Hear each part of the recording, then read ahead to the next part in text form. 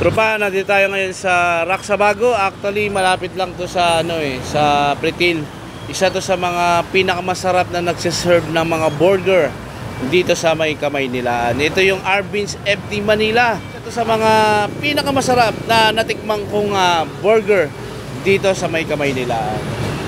Ang paid namin na breading na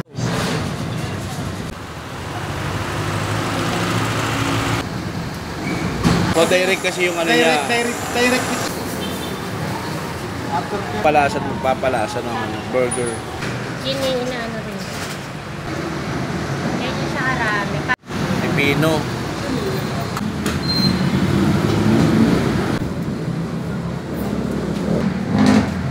Double patty siya. Lahat nandito.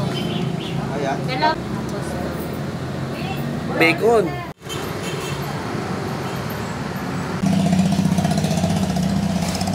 Yung homemade na chili sauce natin. Chili sauce.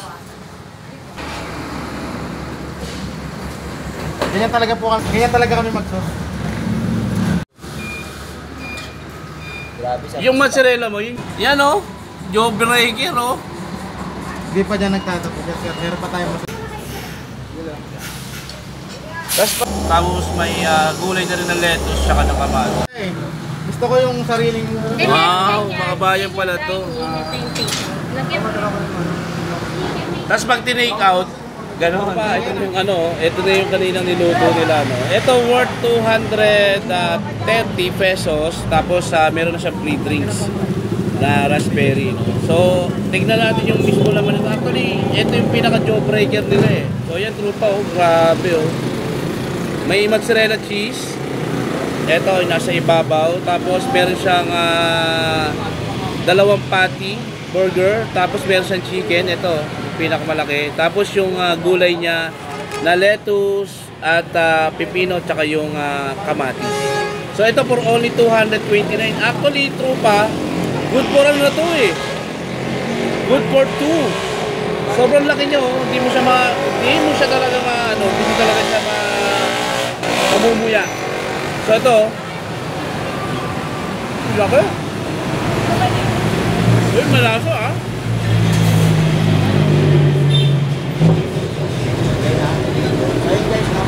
Masarap yung burger niya.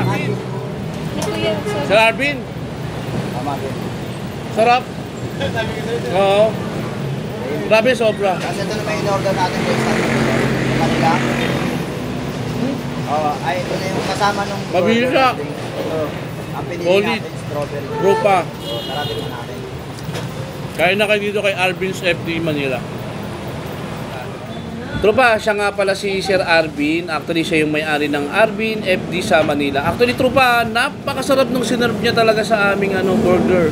Grabe, sobrang sarap. Actually, hindi ko nasasabihin yung lasa nung niya. Kasi lasa siya ng nung isa sa mga pinakasikat na fast food chain dito sa Manila. Sinimulan ko itong burgera namin ng September 28, 2023. Bali, itong business namin, trip lang namin, kumbaga parang ginalog sa amin ng Diyos na ibigay sa amin tong ganitong negosyo, mas pag-igyan pa po namin yung sineserve sa mga customer namin.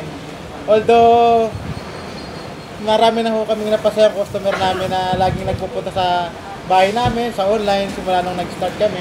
Hanggang sa nabuo po itong Arvin's FD Manila dito sa Chemeng, around Gagalangin, na physical store namin.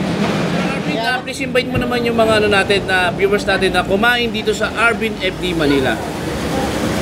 Opo, actually ang dami kong nag-post na rin kami sa page namin na meron tayong physical store dito sa 2083 Gagalangin 1 Lunar stoplight Raksabago corner ng NWOW e-bike shop.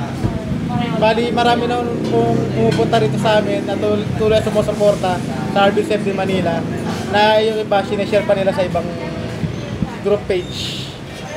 Sir Arvin, maraming salamat at isa sa pinaka pwede namin i-recommenda tong mismong burgeran mo. So, tropa, puntahan nyo to along lang to, Wanluna, Gagalangin, Raksabago.